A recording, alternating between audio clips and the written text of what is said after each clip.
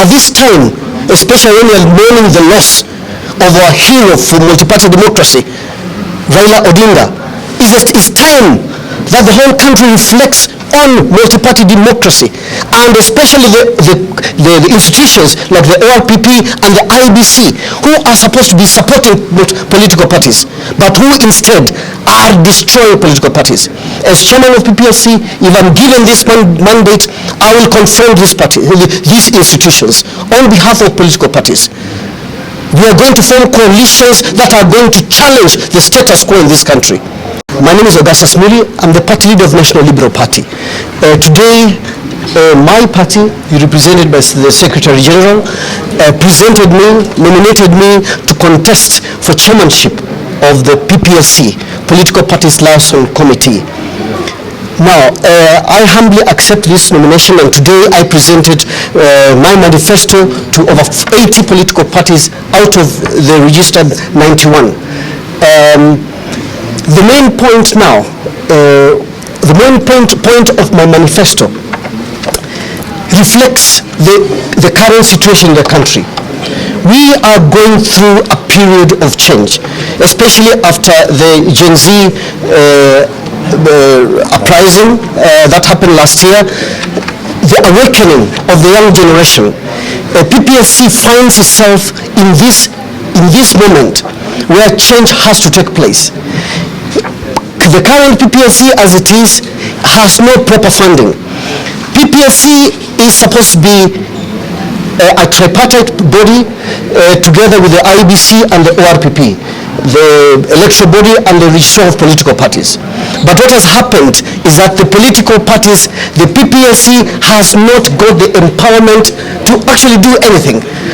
Political parties are completely under the ORPP and completely subject to the IBC.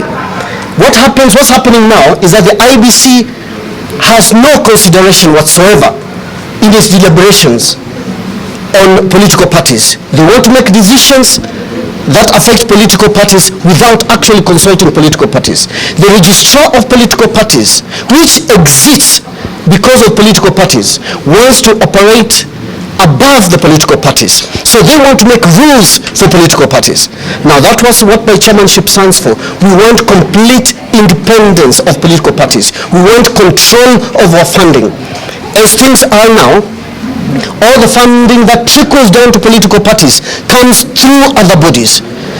Political parties cannot be funded directly. As we are talking, we have presented a motion to a petition to Parliament asking that all political parties, all registered political parties be funded by the government. We're still waiting to be called by the Parliament to go and defend this.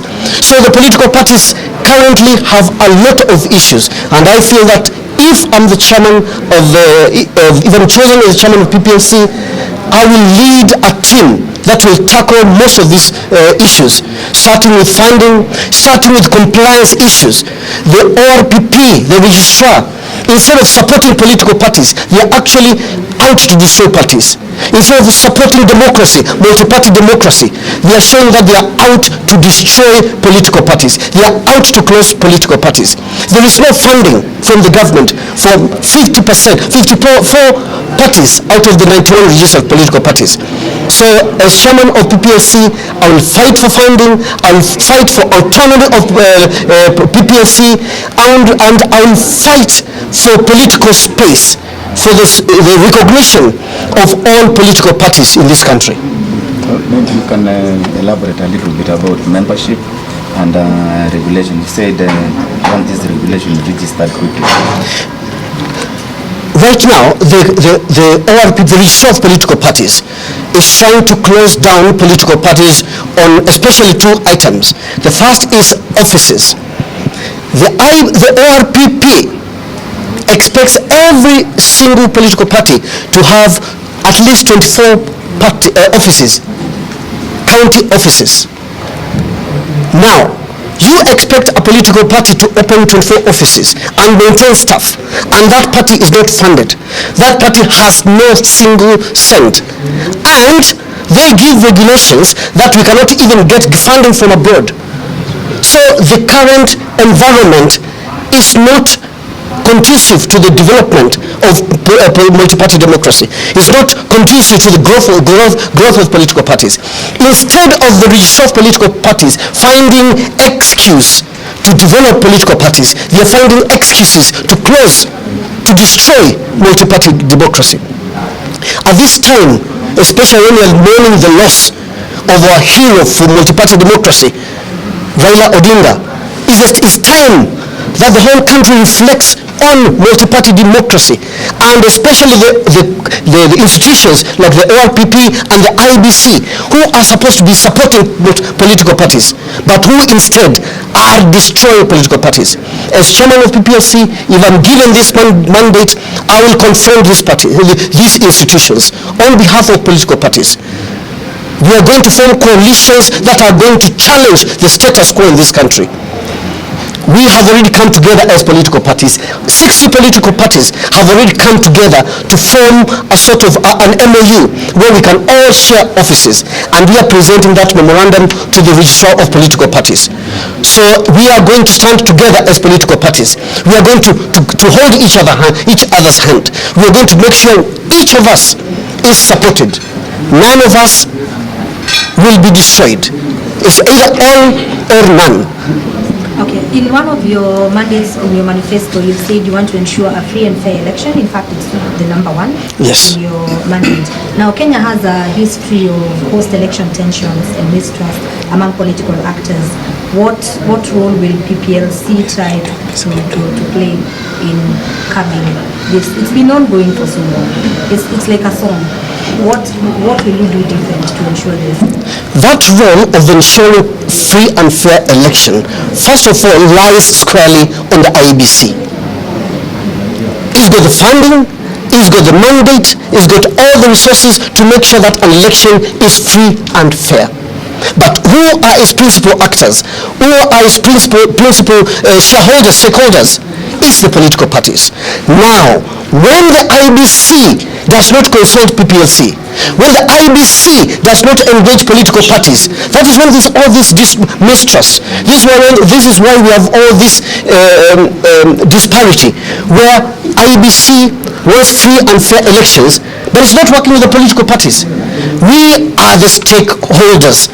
We are the ones who prepare the candidates. It's us who can make sure an election is free and fair. So the IBC must engage us, political parties, and by extension, the PPLC. So my role as chairman of PPLC will be to make sure that there is this engagement. We need PPLC and political parties to be consulted in terms of procurement of election material. We need IBC, PPLC and political parties to be involved in voter registration. All this. Peace building, water education, and civic education. Civic education, all this. We need the parties in the political parties who must do this. The IBC must come and consult us, must come and engage us in all of this. Has this been happening? No. And that's why there's that mistrust. A few weeks ago, we called the IBC to come and meet us, especially on this topic. And what was the outcome? The outcome was that they promised that they are going to engage us. 1 month ago, we met IBC, and they promised to engage us. 1 month after, we're still waiting. If the PPLC elects me as a chairman, I will pursue this. I will make sure that IBC works together in unison with the political parties. So what is the status of the PPLC office that has been in the office? There has been a lot of laxity. When somebody stays in office for too long, the current office bearer has been there for over 5 years. So when you stay for too long, you relax. And that's why we're saying it's time for a new broom. It's time for changes. The country wants change. We have to get rid of things that don't work. To be honest, the attendance today surprised us. Over 85% of the parties were here, and most of those who did not attend gave their apology. So from this we can tell that the mood of PPLC is change. They want change. And that's what my candidature and my manifesto stands for. It stands for change not only for PPLC, but for this country.